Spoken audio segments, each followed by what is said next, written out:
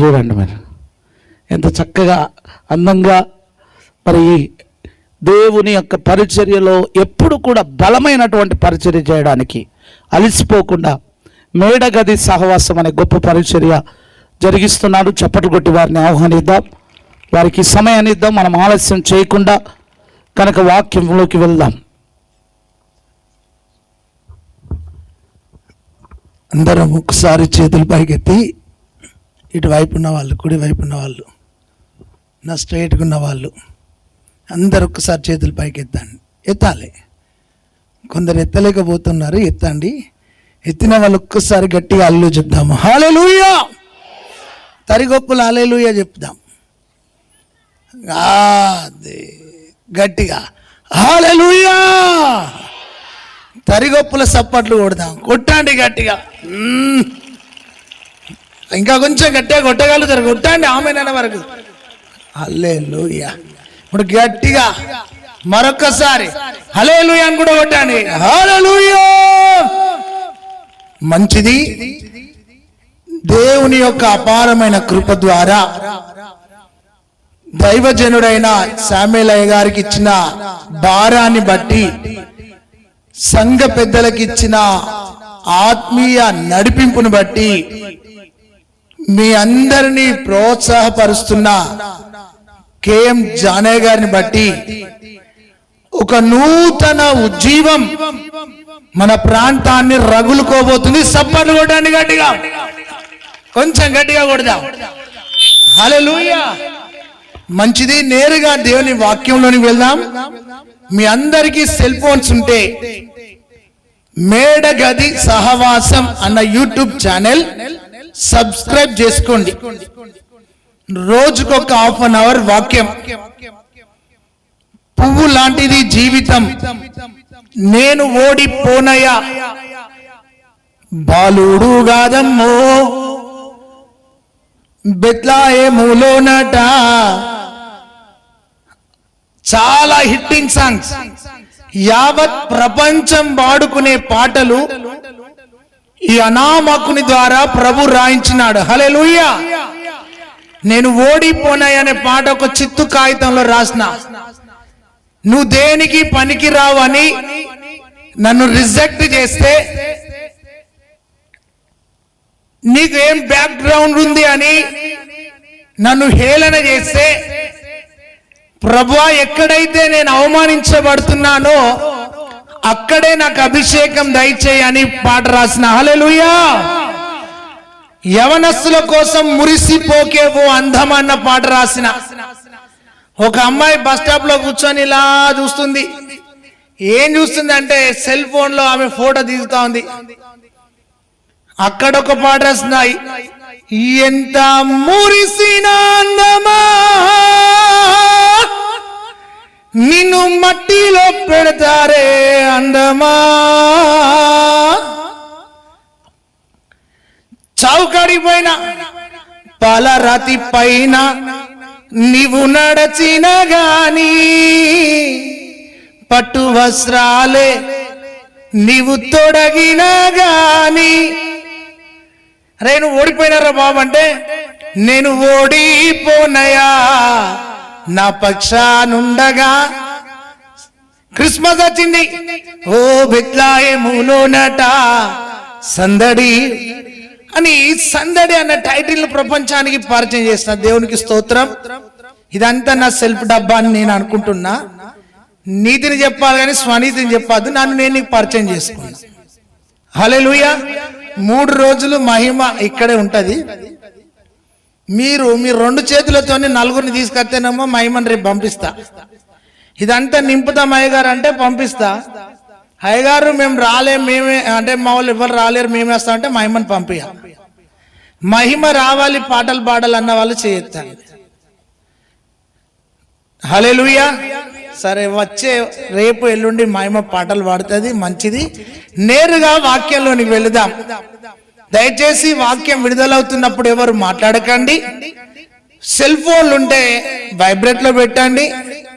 ప్రక్క వాళ్ళతో చెప్పండి, దేవుడు నీతో మాట్లాడబోతున్నాడని చెప్పండి. చప్పగా చెప్పిండ్లు. వాక్యం అందరికీ తెలుసు, వాక్యం అందరికీ తెలుసు.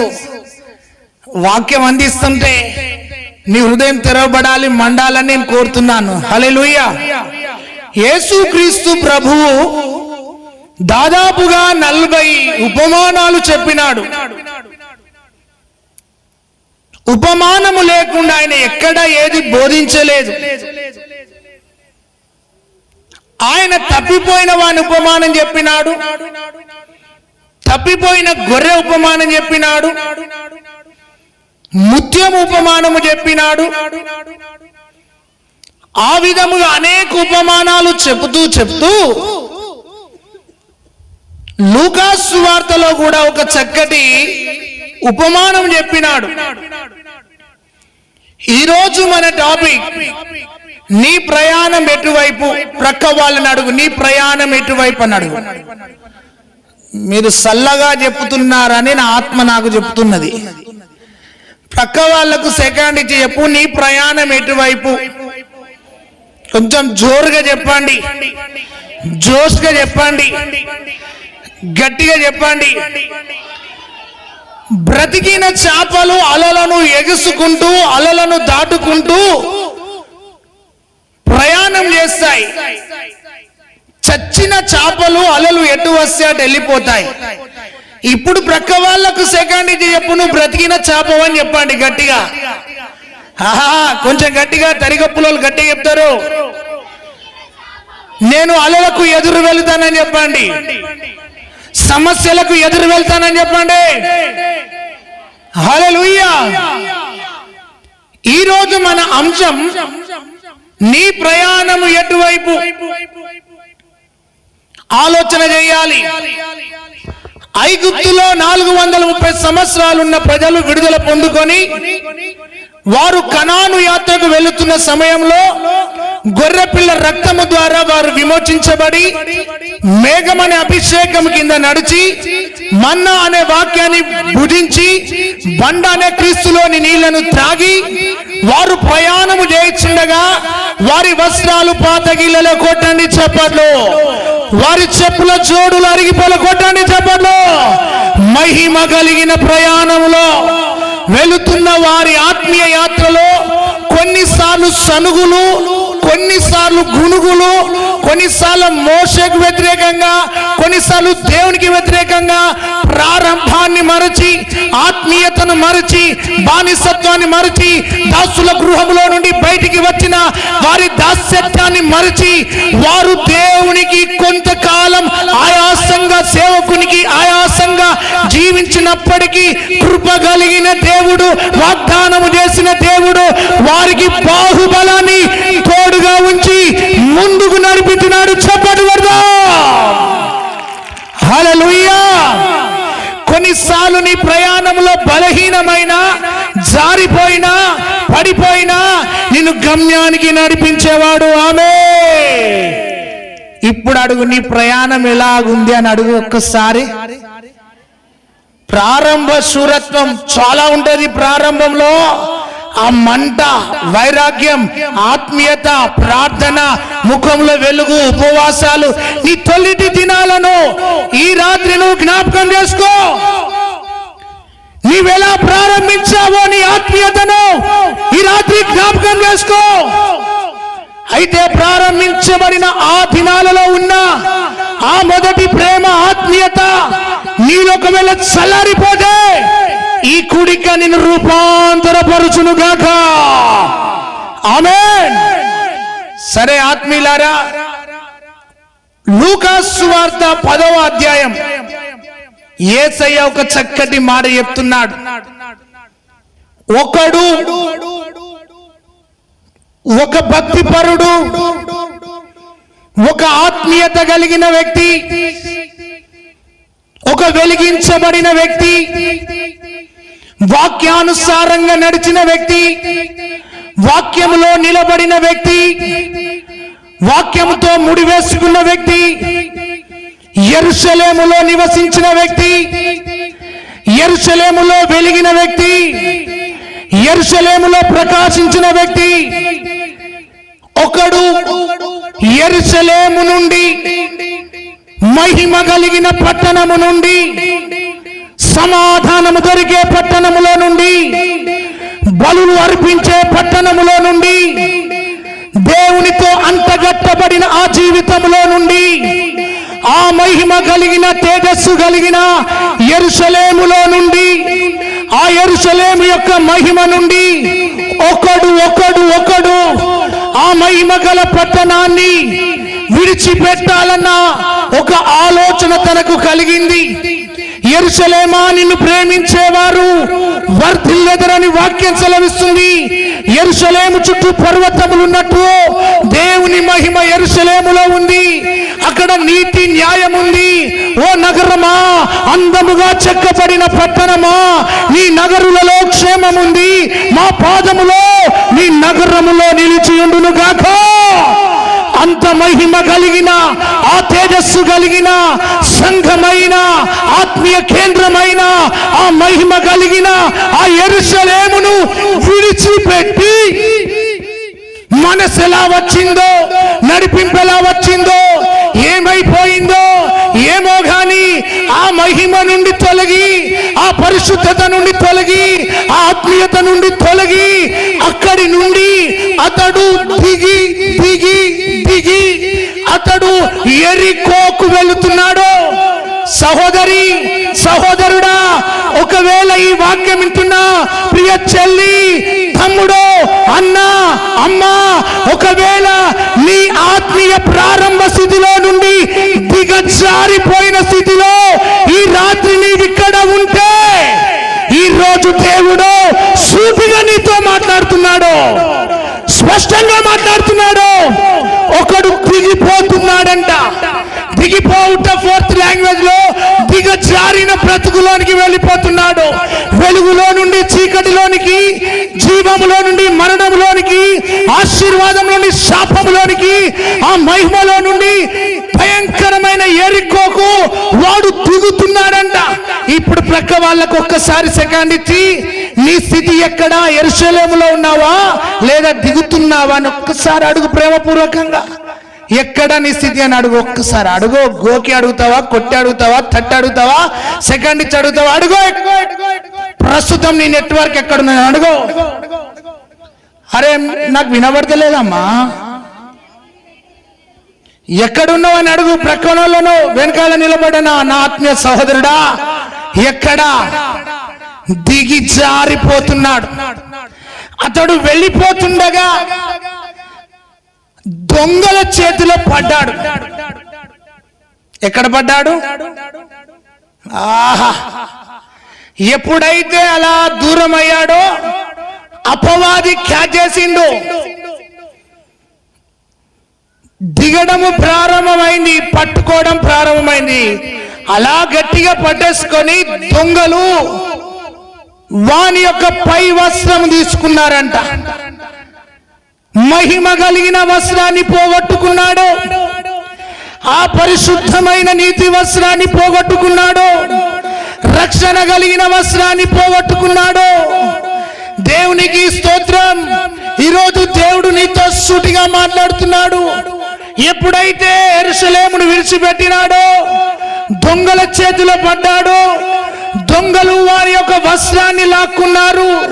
దిగంబరిగా మిగిలిపోయాడు. పక్క వాళ్ళతో చెప్పు, సహోదరుడా, సహోదరి, నీ వస్త్రం కాపాడుకొని చెప్పండి గట్టిగా. తరిగొప్పులోకి అంత వాయిస్ లేదులే. కొట్లాడకు వస్తుందా వాయిస్? దుమ్ము పోసినందుకు వస్తుందా? తిట్టడానికి వస్తుందా? అట్లా వస్తా అట్యూన్ తెలుసా నా గురించి? మంచిగా ఉండు. కొత్తవి కొంచెం జాగ్రత్త. మొత్తం తెలుసు మాకు అనుకుంటాను. నీ వస్త్రం ఎక్కడైనా తాకట్టు పెట్టావా? నీ సాక్ష్యాన్ని కోల్పోతున్నావా? నీ పరిశుద్ధత జారిపోతుందా? తన వస్త్రము పోగొట్టుకున్నాడు, భక్తిని పోగొట్టుకున్నాడు. ఈ రాత్రి ఒకవేళ నీ రక్షణ వస్త్రము చినిగిపోయిన స్థితిలో ఉన్నా, నీ వస్త్రము మరకైపోయినా, ఈ రాత్రి ఈ కుడిక ద్వారా దేవుడు నీ వస్త్రాన్ని నిన్ను పరిశుద్ధపరచును గాక. ఆమేన్. వస్త్రాన్ని కోల్పోయాడు, సహవాసాన్ని కోల్పోయాడు, యెరూషలేమును మర్చిపోయాడు, దొంగల చేతిలో పడ్డాడు. వాళ్ళు కొట్టుడు, దుమ్ము కొడుతున్నారు వాడిని. దిగుతే పడతాయి అని చెప్పండి. ఇక వాడేమో దొంగల చేతిలో పడ్డాడు, మనం సహవాసాన్ని దూరైతే శత్రు చేతిలో పడతాం. వానికి తెలంగాణలో ఉంటది కదా, అవ్వయ్య పోసిన దొండాకు పసరు పడచ్చు వానికి. అబ్బాబాబా ఎందుకు కొడుతున్నారా నన్ను, నేను మీకేం అన్యాయం చేశాను రా. బార్డర్ దాటినావు బిడ్డ, దొరికినావు. ఇంతకాలం అక్కడున్నప్పుడు సేఫ్ జోన్ లో ఉన్నావు. ఎప్పుడైతే సేఫ్ జోన్ దిగావో పట్టిపోయాడు, వస్త్రం కోల్పోయాడు. వాణ్ణి బాగా కుట్టినారు, వాని దగ్గర అన్ని లాక్కున్నారు. కొర్ర ప్రాణంతో అందరనండి, చావలేక బతకలేక అనండి. అటు విశ్వాసి కాదు, ఇటు అవిశ్వాసి కాదు కదా, అటు ఇటు కానోడు అన్న చెప్పండి. మంచిగా చెప్తలేరమ్మా. అటు ఇటు కాకుండా కొర్ర ప్రాణముతో వాడిని కొట్టి ఆ ముళ్ళ తుప్పల్లో నెట్టేసి వెళ్ళిపోయారు. అలా వాడు ముళ్ళ తుప్పల్లో పడి ఏడుస్తున్నాడు. అయ్యో నేను యెరూషలేమును విడిచిపెట్టినా, అయ్యో సహోదరులారి మార్గంలో ఎవరైనా మీరు వెళితే, నేను గాయాలతో ఉన్నా, నేను ఒంటరి స్థితిలో ఉన్నా, నేను వస్త్రాన్ని కోల్పోయి ఉన్నా, నేను ఏకాకిగా ఉన్నా.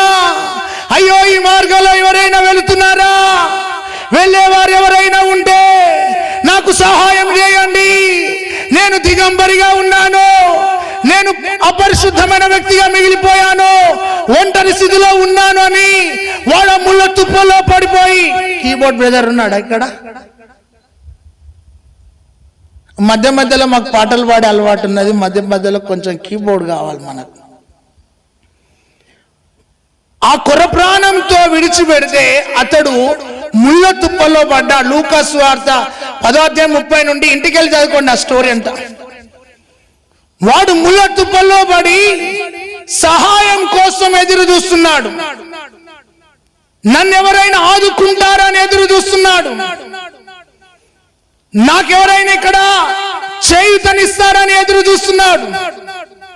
సహోదరుడా, సహోదరి, అలాంటి భయంకరమైన ఆ ఒంటరి స్థితిలో ముళ్ళ తుప్పల్లో పడిపోయిన ఆ వ్యక్తి, అయ్యో ఆ యెరూషలేమును విడిచిపెట్టి, పరిశుద్ధుల సహవాసాన్ని విడిచిపెట్టి, ఆత్మీయ కేంద్రాన్ని విడిచిపెట్టి, నా సంఘాన్ని విడిచిపెట్టి, అంటగట్టబడిన నా జీవితాన్ని విడిచిపెట్టి నేను ఉండను అనుకున్న ఆ ధోరణిలో నేను బయటికి వస్తే ఇన్ని శ్రమలా, ఇన్ని కష్టాలా, ఇన్ని గాయాలా, వస్త్రాన్ని కోల్పోయానని వాడు ముళ్ళ తుప్పల్లో పడిపోయి ఏడుస్తున్నాడు.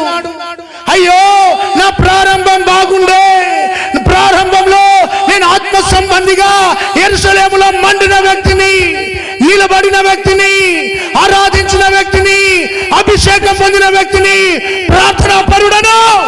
కానీ ప్రస్తుతం నా జీవితం రక్షణ వస్త్రాన్ని కోల్పోయాను, ఆత్మీయతను కోల్పోయానని వాడు ముళ్ళ తుప్పలో పడిపోయి బిక్కు బిక్కున ఏడుస్తున్నాడు. ఆధారం లేని వ్యక్తిగా ఏడుస్తున్నాడు.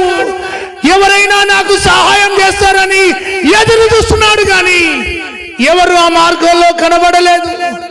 అయ్యో నేను ఈ విధంగా పనికిరాని స్థితిలో పడిపోయానని వాడలా కన్నీళ్లతో ఏడుస్తుంటే ఒకడు వెళుతున్నాడు ఆ మార్గంలో.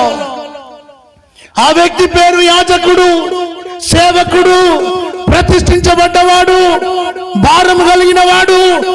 సేవకుడు అంటే గాయాలను కట్టేవాడు, ఆదరించేవాడు, దేవునికి ప్రజలకు మధ్యవర్తిగా ఉండాల్సిన ఒక యాజకుడు ఆ మార్గంలో వెళ్ళిపోతుండగా ఆ ముళ్ళ పొదల్లో నుండి ఒక స్వరం వినబడుతుంది.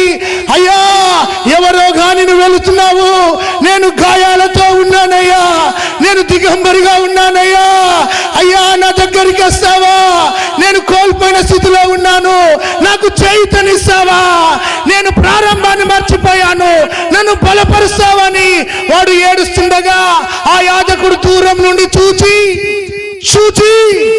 చూడనట్టే వెళ్ళిపోతున్నాడు. అతని గుండెకు గాయమైపోయింది.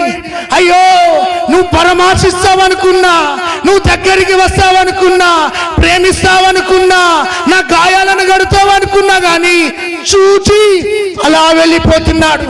ఈ రోజు నా సహోదరుడా, సహోదరి, కొన్ని సమస్యల మధ్యలో నువ్వు చిక్కినప్పుడు, గాయాలతో నువ్వు ఉన్నప్పుడు నువ్వు ఎక్స్పెక్ట్ చేస్తావు, ఆ వ్యక్తి నా దగ్గరకు వస్తాడు, ఆ వ్యక్తి నాకు సహాయం చేస్తాడు, ఆ వ్యక్తి నన్ను ఆదరిస్తాడని. కానీ నువ్వు ఫోన్ చేస్తావు, ఫోన్ స్విచ్ ఆఫ్ ఉంటుంది, లేదంటే ఫ్లైట్ మోడ్ లో ఉంటుంది, లేదంటే ఎంగేజ్ లో పెడతారు. అలా చూస్తూ ఏడుస్తుండగా యాజకుడు అలా వెళ్ళిపోతున్నాడు. నీ చుట్టూ కూడా కొన్నిసార్లు పరిస్థితులు వచ్చినప్పుడు నిన్ను చూచి దాటి వేసేవారు, చూచి చూడనట్టు చేసేవారు, చూసి కూడా నువ్వెవరో అన్నట్టుగా వెళ్ళిపోయేవారు నీ చుట్టే ఉంటారు. చాలా బాధపడి ఉండొచ్చు. ఒక్కసారి వాక్యం లోతులోనికి వెళితే అతడు ఎంత విలవిలలాడుతున్నాడో, ఇతడు నాకు సహాయం చేస్తాడు కావచ్చు అనుకున్నాను. అతడు దాటి వేసి వెళ్ళిపోయాడు. తన వెనుకాల ఇంకొక వ్యక్తి వచ్చాడు. ఆ వ్యక్తి లేవీయుడు. లేవీయుడు అంటే భారం గలవాడు. చప్పట్లు కొట్టండి గట్టిగా. ఆ మధ్య కొట్టాలి కొంచెం గట్టిగా కొట్టాలి. హల్లెలూయా. లేవీయులు మనస్సాన్ని మోస్తారు. సరే, లేవీయులకున్న ఆత్మీయ జీవితం ఏమిటంటే, ఎలాంటి పనికిరాని వాడినైనా దేవుని సన్నిధికి నడిపించే అంత శక్తి సామర్థ్యం గలవారు లేవీయులు. ఈ లేవీయుడు దూరంకెళ్ళి చూశాడు. చూసినప్పుడు తనకు ఆశ కలిగింది. అబ్బా, ఇదే మార్గంలో ఇంకో వ్యక్తి వెళుతున్నాడు, ఈ వ్యక్తి అయినా నాకు సహాయం చేస్తాడని మరలా కేకలు వేస్తున్నాడు. అయ్యో, నేను యెరూషలేము వాసిని, నేను యెరూషలేమును విడిచిపెట్టి దొంగల చేతిలో పడ్డాను, ఎవరైనా నాకు సహాయం చేస్తారా, నేను ఒంటరిగా ఉన్నాను అని మరలా కేకలు వేస్తున్నాడు ఆ తుప్పలో నుండి. సహోదరుడా, సహోదరి, ఎందుకు ఈ విషయం చెప్తున్నానంటే, నీ ప్రారంభాన్ని మర్చిపోకు. పక్కలతో చెప్పు గట్టిగా. అన్నారమ్మా మీరు, మా బ్రదర్స్ చెప్పాలి, ప్రారంభాన్ని మర్చిపోకు అని చెప్పు. కొందరు తెలిసి మాట్లాడతారు, కొందరు తెలియక మాట్లాడతారు, కొందరు తెలిసి తెలియక మాట్లాడతారు. కొంచెం కాడి జీమైనది. చూడండి, మన గురించి కూడా చాలా మాట్లాడుతూ ఉంటారు. తెలిసిన వాళ్ళు తెలిసినట్లు మాట్లాడతారు, తెలియని వాళ్ళు ఎవరి గురించి ఎక్కువ తక్కువ మాట్లాడదు. ఈ మీటింగ్స్ అయిపోయిన తర్వాత కొందరు పాస్టర్స్ కూడా మార్కులు ఇచ్చే వాళ్ళు ఉంటారు. అబ్బా, ప్రసంగం ఇట్లా చెప్పిండు, అట్లా చెప్పిండు. సో అలా ముళ్ళ పొదల్లోకి వెళ్ళి ఒక స్వరం వినబడుతుంది. అయ్యా, నా దగ్గరికి రా, నన్ను ఒక్కసారి ఈ సమస్యల నుండి లేపండి అని అతడు కేకలు వేస్తుంటే లేవీయుడు దగ్గరికి వచ్చి అలా చూసి దాటేసి వెళ్ళిపోయాడు. చాలా బాధ అనిపించింది. నేటి సమాజంలో ప్రియ చెల్లి, తమ్ముడు, అన్న, ఆలోచన చేయి. నువ్వు ఒకవేళ పడిపోయిన స్థితిలో ఉంటే, కోల్పోయిన స్థితిలో ఉంటే, ఫెయిల్ అయిన స్థితిలో ఉంటే, నిన్ను చూసి చూడనట్టుగా అప్పుల పాలైందంటారా, అతడు తాగుబోతోడైందంటారా, ఆ పాప చెడిపోయిందంటారా, వాడు పడిపోయాడంటారా అని నీకోసం కామెంట్ చేస్తూ, హేళన చేస్తూ, నీకోసం దుష్ప్రచారం చేస్తా ఉంటారు. ఆ రెండో వ్యక్తి కూడా చూసి అలా చూసి చూడనట్టు దాటేసి వెళ్ళిపోతున్నాడు. ఇతనికి ఎంత బాధ కలిగిందో. అయ్యా, దగ్గరికి వచ్చావు కదా, ఒక్కసారి నీ చేయిని నా చేతికి అందిస్తే ఈ రక్తపు మడుగులోకి వెళ్ళి బయటపడతానేమో, ఈ ఒంటరి స్థితిలో నుండి బయటపడతానేమో. అయ్యా, నాకు నీ చేయిని అందించేవాని ఆ ముళ్ళ పొదల్లోకి వెళ్ళి ఏడుస్తుంటే ఆ రెండో వ్యక్తి కూడా చూసి చూడనట్టుగానే వెళ్ళిపోతున్నాడు. ప్రియ సంగమా, ఆలోచన చేయి. యాజకుడు వెళ్ళిపోయాడు, లేవీయుడు వెళ్ళిపోయాడు. మరికొంతసేపటికి అదే మార్గంలో ఒక సమరయుడు వస్తున్నాడు. గట్టిగా చప్పట్లు కొట్టండి, బలమున్నట్టు కొట్టండి, దమ్మున్నట్టు కొట్టండి, శక్తితో కొట్టండి. కొట్టాలి గట్టిగా, కొంచెం గట్టిగా. వెనకాలన్న వాళ్ళు కొట్టండి, గట్టిగా కొట్టండి చప్పట్లు. హల్లెలూయా. ఆ విలవిలలాడుతున్నవాడు ఒక వ్యక్తి కోసం ఎదురు చూస్తే ఆ వ్యక్తి సహాయం చేయలేదు. రెండో వ్యక్తి కోసం చూస్తే రెండో వ్యక్తి కూడా సహాయం చేయలేదు. మూడో వ్యక్తి ఒక గాడిదను పట్టుకొని ఆ మార్గంలో అదే మార్గంలో వెళుతుండగా తనకు మరలా ఒక ఆశ కలిగింది. ఈ రాత్రి చెల్లమ్మా, ఆశ లేకుండా ఇక్కడికి వచ్చినావేమో చెల్లి, నీకు ఒక ఆశ దొరికే సమయం అన్నా. ఒకవేళ నలిగిపోయి విరిగిపోయి అప్పుల పాలు ఇక్కడికి వచ్చినావేమో, మంచి సమరయుడు నీ దగ్గరికి రాబోతున్నాడు. చప్పట్లు కొట్టండి, గట్టిగా చప్పట్లు కొట్టండి. ఒకవేళ కోర్టు కేసులతో ఉన్నావేమో, అప్పుల సమస్యలో ఇరికిపోయినావేమో, నీ జీవితంలో ఫెయిల్ అయిపోయి ఉన్నావేమో, ఈ రాత్రి మంచి సమరయుడు మరికొద్ది నిమిషాల్లో నీ హృదయంలోనికి రాబోతున్నాడు.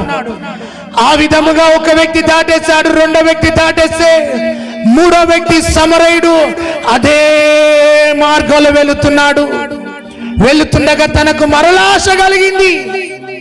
ఏ ఆశ కలిగింది? ఇతడైనా నన్ను ఏమైనా బాగు చేస్తాడనుకొని ఆ సమరయుని వైపు చూస్తుండగా ఆ సమరయుడు అతడు పడి ఉన్న స్థితిని చూచి, గట్టిగా చప్పట్లు కొట్టండి, గట్టిగా చప్పట్లు కొట్టండి. లూకా సువార్త 10వ అధ్యాయము. అతడు పడి ఉన్న స్థితికి వచ్చి అతనిని చూచి, పక్క వాళ్ళతో చెప్పండి, రాత్రి నీ స్థితిని చూచే దేవుడు అని చెప్పండి. మంచిగా చెప్తలేరమ్మా, కొంచెం గట్టిగా. హల్లెలూయా, హల్లెలూయా. 33వ వచనంలో పడి ఉన్న వాని దగ్గరికి వచ్చి అతనిని చూచి, ఒక గొప్ప మాట ఏమిటో తెలుసా? తన ఒంటరి స్థితిని చూచి, అతని గాయాలను చూచి, ఆ నిరాకారమైన స్థితిని చూచి, తనకున్న ఆ భయంకరమైన పరిస్థితిని సమరయుడు చూచినాడు. తనకు ఒక ఆశ కలిగింది. ఆ దయ కలిగిన చూపు, ఆ కనికరం కలిగిన చూపు నా మీద పడ్డది అన్న ఒక ఆశ ఆ గాయపడిన వ్యక్తికి కలిగింది.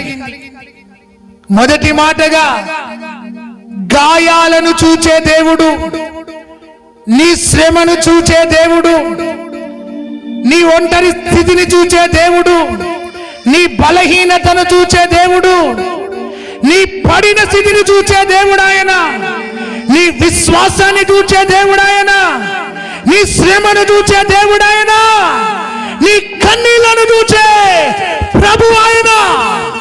ఆ పడిపోయిన వాడు రక్త మడుగులో గిలగిల కొట్టుకుంటుంటే అతని దగ్గరికి వచ్చి, అయ్యా నాకు సహాయం చేయండి. ఈ మంచి సమరయుడు వచ్చి దగ్గరికి వచ్చి అతన్ని చూస్తున్నాడు. బాబు, ఎక్కడయ్యా నీది? ఏ ఊరి వాడవయ్యా? అయ్యా నాది తరిగొప్పుల ప్రాంతం అయ్యా. ఒకప్పుడు వెలిగించబడ్డ వ్యక్తినయ్యా, ఒకప్పుడు ఆత్మపూర్ణుడనయ్యా, ఒకప్పుడు బలమైన వ్యక్తినయ్యా.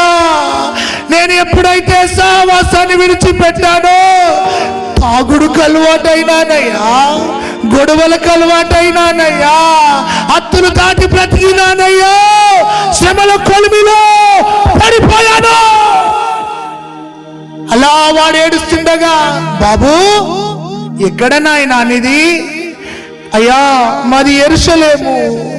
అయ్యో మరి యెరూషలేములో ప్రార్థనా వీరులు ఉంటారు కదా, ఒకప్పుడు ప్రార్థన చేసిన వ్యక్తినేనయ్యా, ఒకప్పుడు సంఘంలో మొదటి వరుసలో నిలబడ్డ వ్యక్తినయ్యా, ఒకప్పుడు పాట పాడిన వ్యక్తినయ్యా, ఒకప్పుడు మండిన వ్యక్తినయ్యా. ఎప్పుడైతే యెరూషలేముకు దూరమైపోయాను, నా వస్త్రం పోగొట్టుకున్నానయ్యా, గాయాల పాలైపోయానయ్యా, కొర ప్రాణముతో కొట్టుమిట్టాడుతున్నాను. ఒక వ్యక్తి చూసి వెళ్ళిపోయాడు, రెండో వ్యక్తి చూసి వెళ్ళిపోయాడు. నీవైతే నా వైపే చూస్తున్నావు, నీ చూపు నా మీద ఉన్నదని ఒక ఆశ నాకు కలుగుతున్నది. చప్పట్లు కొడుతూ దేవుని కనపరచండి గట్టిగా. ఎవరిని చూడను, ఎవరు లేరయ్యా. పాడదామా? ఎవరిని చూచినా నిరాశేగలదయ్యా. ఎవరిని చూడను, ఎవరు లేరయ్యా. ఎవరిని చూచినా నిరాశేగలదయ్యా. నిన్ను చూచే భాగ్యము నాకు కావాలి, నీ వలనే మారుటకు సహనము కావాలి.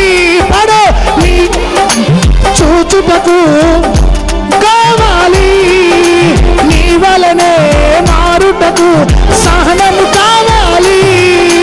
నాలోనా నీ ఉంటే, నీ వలనే నే మారపడలే.